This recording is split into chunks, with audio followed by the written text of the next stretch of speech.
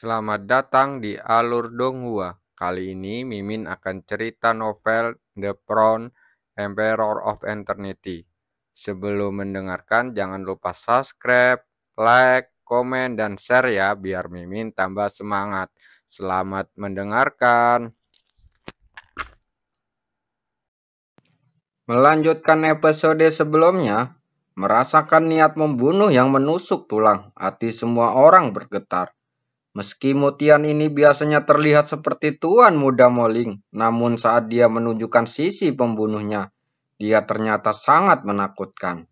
Sekarang, anak itu akan mendapat masalah. Seseorang menggelengkan kepalanya. Di wilayah utara ini, siapapun yang membuat marah Motian pada dasarnya tidak akan berakhir dengan baik. Di bawah tatapan kagum yang tak terhitung jumlahnya, Motian menyeringai, membuat wajah tampaknya ternoda oleh sentuhan kekejaman. Sekarang, apakah kamu akan menyesali ketidaktahuanmu tadi? Dia menatap Cukuangseng dan berkata dengan tersenyum serius. Tapi aku hanya bisa memberitahumu bahwa ini sudah terlambat. Dengan kata-kata ancaman yang masih bergema di telinga semua orang, tubuh Motian melesat langsung menuju Cukuangseng. Mundur! Cukuangseng menoleh untuk melihat Hyolofeng dan yang lainnya dan berkata dengan suara yang dalam. Mendengar ini, Hyolofeng dan yang lainnya segera mundur jauh. Aku khawatir orang yang menyesal hari ini adalah kamu, Tuan Muda Moling. Dia menatap Motian yang segera menyerbu ke arahnya dan berkata dengan dingin. Pernyataan yang tidak tahu malu. Motian mencibir, dia menampar dengan telapak tangannya dan kelima jarinya berubah menjadi warna tinta. Tangan Lingmo, dia bergerak dengan keras menampar ke arah Cukuangseng dengan jari-jarinya yang berlumuran tinta. Jari-jari aneh melewati udara dan bahkan udara mengeluarkan suara mencicit, membuat semua orang merasa ngeri. Ekspresi Cukuangseng menjadi dingin saat tangannya berubah. Cahaya kaca berwarna-warni muncul dari tubuhnya, berubah menjadi 6 matahari kaca yang menyilaukan di depannya.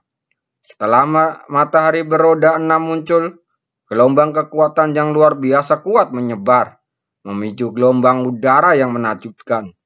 Pergi, dia menjentikan jarinya. 6 roda matahari kaca segera meledak dan bertabrakan dengan telapak tangan Motian.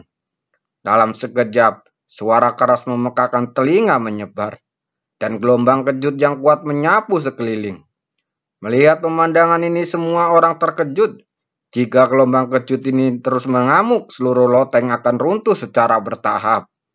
Tetapi pada saat ini riak tiba-tiba muncul di udara, dan cahaya ungu terang membentuk lapisan cahaya tipis yang menyelimuti gelombang kejut. Gelombang kejut terus menghantam, meski membuat berdengung namun tidak menembus penghalang.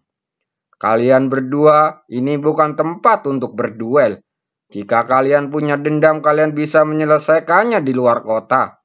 Mendengar ini semua orang kaget. Suara ini terdengar sangat mirip dengan seorang tetua dari kota Beiling. Bahkan petinggi kota Beiling pun terkejut. Kota Beiling ini juga dikendalikan oleh kekuatan yang sangat kuat. Sampai batas tertentu, kota Beiling adalah penguasa seluruh wilayah utara. Dan bahkan kekuatan seperti Moling pun lebih rendah. Kamu beruntung, Motian menatap Cukuangseng dengan dingin. Dan akhirnya berhenti lalu mundur.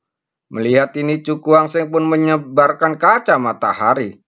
Sekarang pejabat senior kota Beiling terlibat.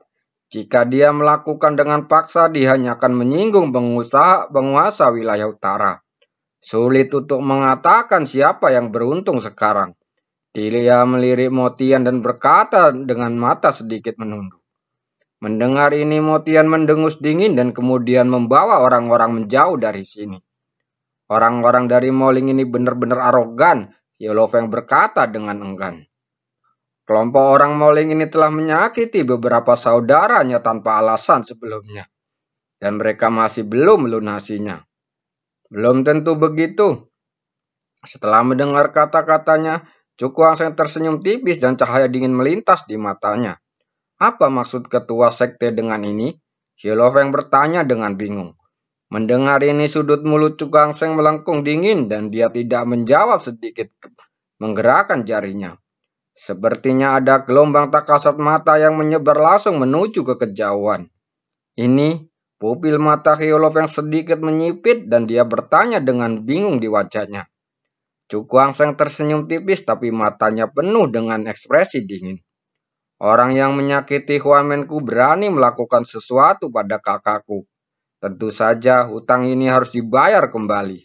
Setelah mendengar ini, mata Hyolofeng tiba-tiba terbuka, seolah dia memikirkan sesuatu. Master Sekte masih luar biasa. Di tempat lain, pria berkemeja merah yang mengikuti Motian tiba-tiba membuka mulut dan meludah darah. Dia jatuh ke tanah dengan ekspresi tertekan. Apa yang terjadi? Ekspresi Motian berubah dan dia bertanya. Tuan muda, kekuatan di dalam tubuh kita tiba-tiba menjadi kacau. Seorang pria berkemeja hitam berkata dengan ekspresi ngeri. Bagaimana ini bisa terjadi? Wajah Motian muram. Tuan, ketiga orang ini pernah bertarung melawan bocah itu sebelumnya. Apakah ini masalahnya? Kata seorang wanita menawan dengan mata indah berbinar. Mendengar ini ekspresi Motian penuh kemarahan. Setelah sekian lama dia menahan amarah di dalam hatinya.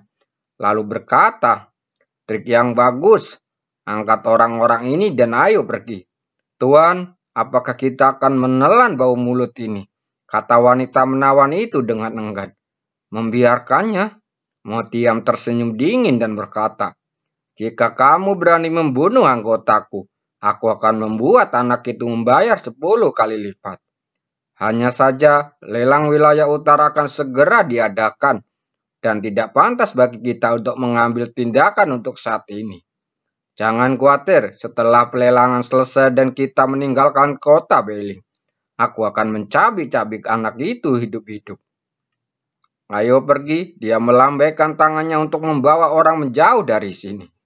Di loteng tempat tinggal Huanmen, kali ini, praktisi Rana Juding setengah langkah dari Moling harus berbaring di tempat tidur, setidaknya selama setengah tahun.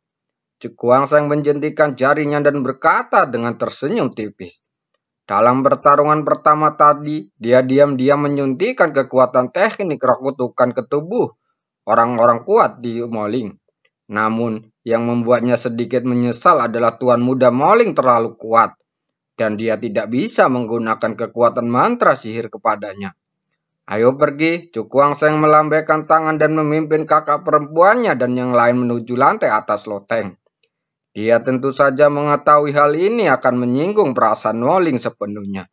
Namun, amarahnya sedemikian rupa sehingga jika ada yang berani menginjak kakinya, ia akan mematahkannya tanpa ragu.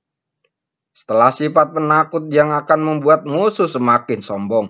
Dalam beberapa hari berikutnya, Cukuangseng tidak melangkah keluar dari ruangan, tetapi memusatkan seluruh perhatiannya pada alkimia. Dalam keadaan seperti itu, dia harus berhasil menyempurnakan pil yang berkualitas sangat baik. Di ruang pohon kuno, Cukuangseng melihat pil bundar di telapak tangannya dan perlahan menutup matanya. Dia mengangkat kepalanya dan melihat ke depan. Matanya berbinar. Kali ini dia harus mendapatkan rumput jiwa hati dan 9 lingsi. Ketika hari kedua tiba, seluruh kota Beiling mendidih. Sosok yang tak terhitung jumlahnya dengan aura kuat datang dari mana dan berkumpul tempat yang sama. Dengan alasan semua ini tentu saja karena dibukanya lelang wilayah utara. Siapapun yang berasal dari wilayah utara memahami hal ini. Dalam setiap lelang wilayah utara, harta karun langka yang tak terhitung jumlahnya akan muncul. Di antara mereka bahkan teknik yang murni 5 bintang atau lebih telah muncul di dunia ini sebelumnya.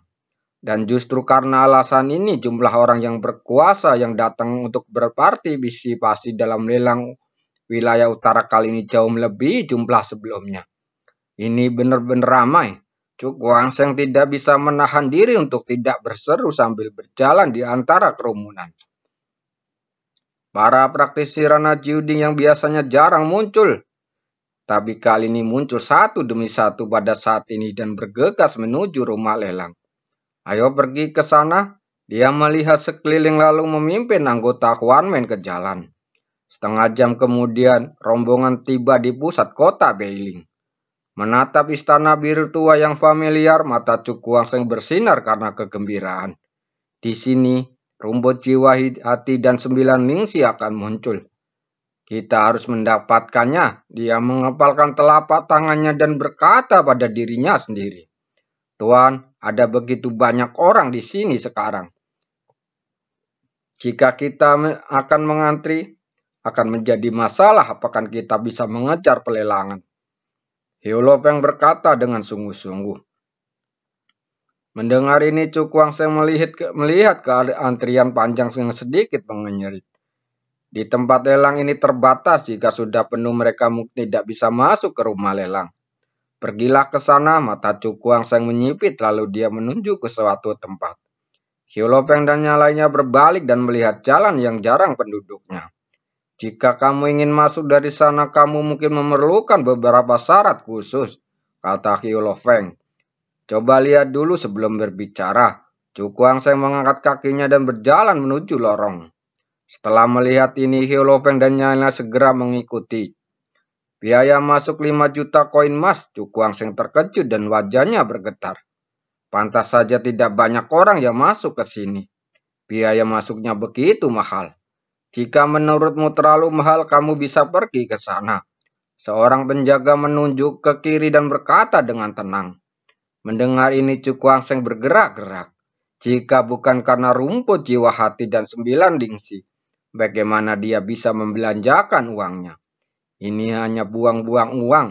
Ini dia mengeluarkan cincin luar angkasa dan melemparnya ke arah penjaga. Penjaga itu mengambil cincin luar angkasanya lalu melihat ke dalam dan berkata dengan tenang, 5 juta hanya memasukkan 1 orang. Jika Anda ingin masuk semua, Anda akan membutuhkan 30 juta. Mendengar ini, Cukuang Seng hampir melompat. Mengambil pintu belakang saja membutuhkan begitu banyak koin emas. Hahaha, jika kamu tidak memiliki keluarga seperti itu, masuk saja melalui gerbang. Terdengar suara tawa acuh tak acuh bercampur dengan makna dingin. Cukuang Seng berbalik dan melihat sosok familiar berjalan menuju ke sini. Kemudian, dia menyipitkan matanya, cahaya dingin bersinar di matanya. Itu benar-benar jalan sempit bagi musuh, dan mereka benar-benar bertemu di sini. Jika kamu benar-benar tidak punya uang, aku bisa membayar biasa masuk untukmu. Kemudian menjalan mendekat dan berkata sambil tersenyum tipis. Oh, Cukuang Seng mengangkat kelopak matanya dan berkata dengan tenang. Tuan mudamu sangat dermawan. Mendengar ini, Motian menjentikkan lengan bajunya dan tersenyum muncul di wajah tampannya. Untuk orang yang sekarat saya selalu sangat dermawan. Setelah mendengar ini, wajah Cukuang Seng menjadi tenang tetapi ada tatapan dingin di matanya.